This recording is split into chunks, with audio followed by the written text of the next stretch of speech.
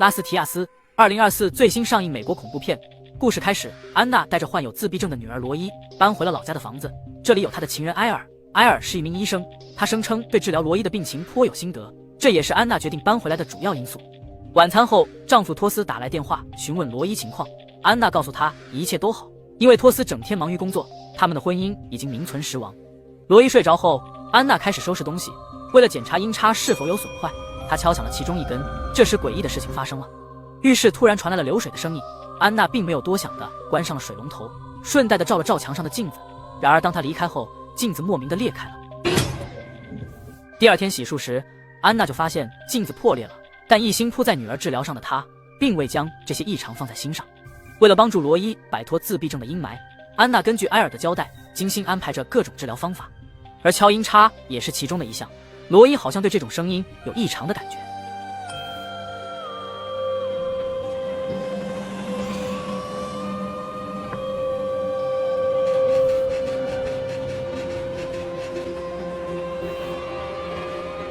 然而这种声音也引起了其他东西的共振。这天，为了让罗伊高兴，安娜拿出了一个简易的传声筒，想要勾起罗伊的兴趣，让他开口说话。随后她将传声筒的一端放在罗伊耳边，然后在另一端与罗伊交流。听到妈妈的声音，罗伊脸上竟露出了久违的笑容，这让安娜看到了一丝希望的曙光。接着她退到了另一个房间，开始让罗伊尝试跟自己说话。当她将传声筒放到耳边时，却听到一个熟悉的声音轻轻呼唤着她的名字。安娜立刻来到罗伊面前，询问刚刚的声音是否是他发出的，但女儿依旧神情呆滞。这诡异的情况让她的心头涌起一丝不安。不久，安娜在房子中找到了一盒石头，她高兴地将石头拿给了女儿，并告诉罗伊这些石头是她姨妈们收集的。安娜非常喜欢这些石头，所以姨妈们决定等她长大就送给她。而安娜也和姨妈们约定好，以后会经常来看望她们。但长大后，安娜越来越忙，逐渐忽视了她们。夜晚，安娜工作时又听到浴室传来水声，她立刻前去关水龙头，发现浴缸被堵住了。她在出水口检查了一下，却捞出了很多头发。当她准备丢掉时，一转身，罗伊像幽灵一般出现在她身后，还翻着白眼，这吓了安娜一激灵。她立刻上前叫醒了罗伊。上午托斯打来电话，希望跟罗伊打个视频电话，但安娜以罗伊不能接触电子产品拒绝了他。两人就此发生了激烈的争吵。在安娜心情低落到了极点时，罗伊突然开口说话了。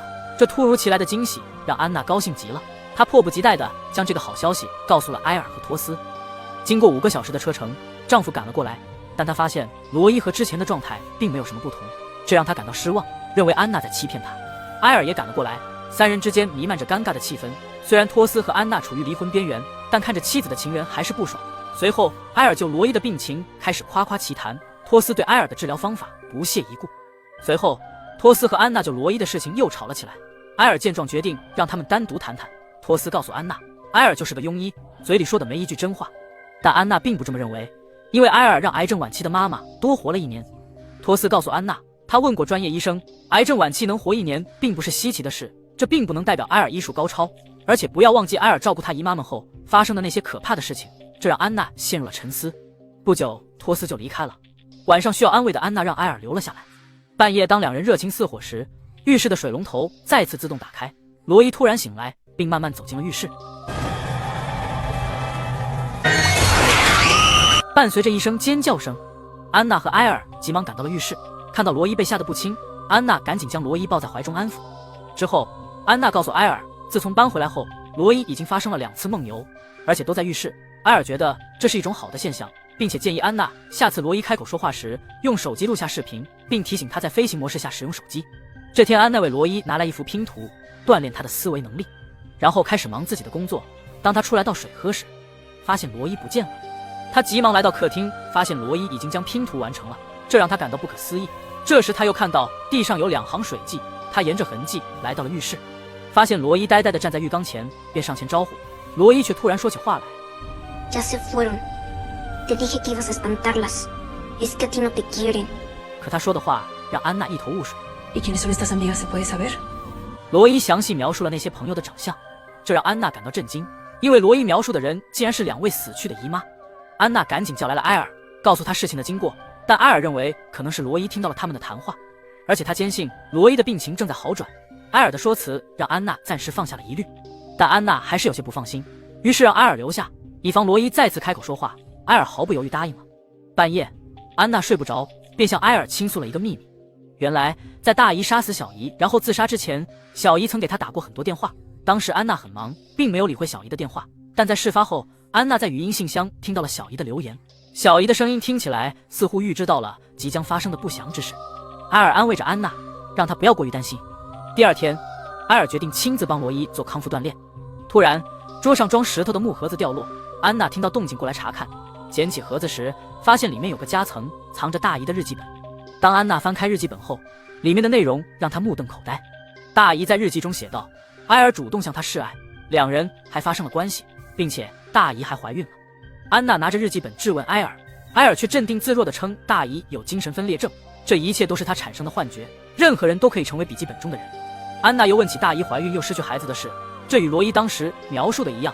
埃尔坚称自己不可能做出这种事，并怀疑是罗伊自导自演的一出戏，毕竟这个盒子一直在罗伊手上，而且世上根本不可能有鬼魂。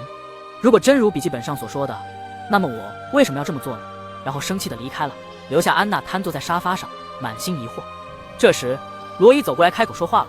安娜问他为何不跟父亲和埃尔说话，罗伊说是姨妈不让他跟安娜以外的人说话，而且姨妈们说埃尔是个坏人。安娜又拿着日记本问罗伊是否看过，罗伊否认了。接着，安娜想用手机录制罗伊说话的视频，但罗伊却不配合。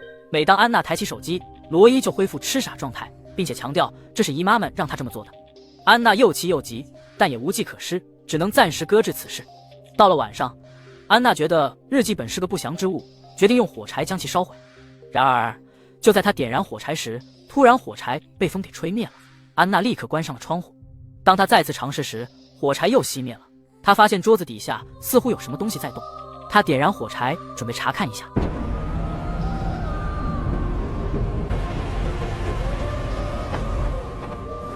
却看到了小姨的鬼魂，吓得她惊慌失措。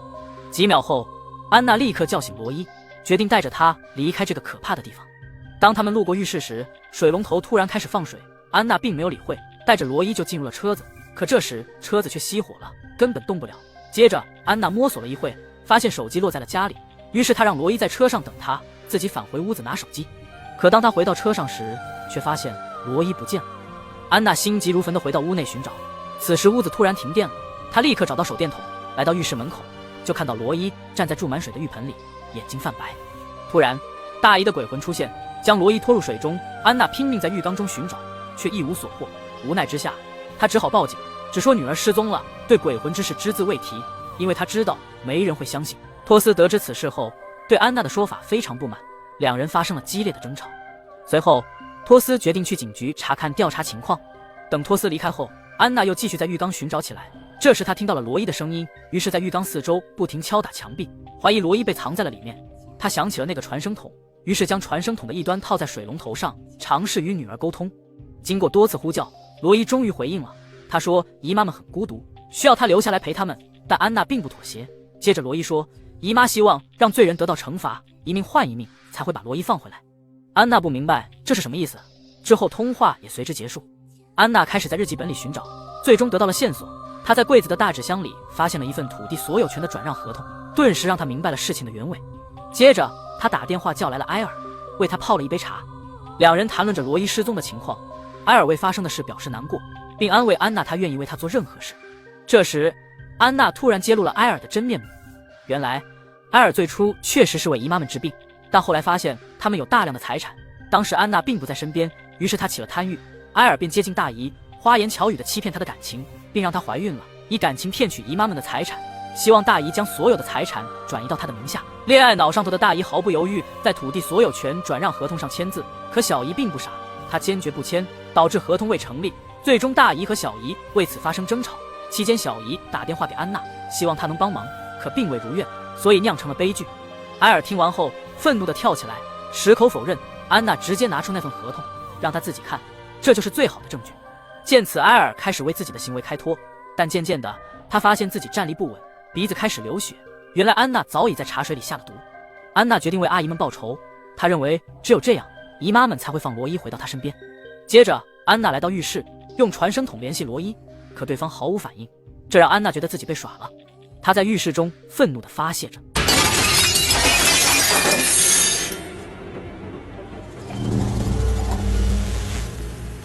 这时，手机铃声突然响起，来电显示是老宅的座机号码。安娜立刻接通电话，发现电话中是姨妈给她的留言。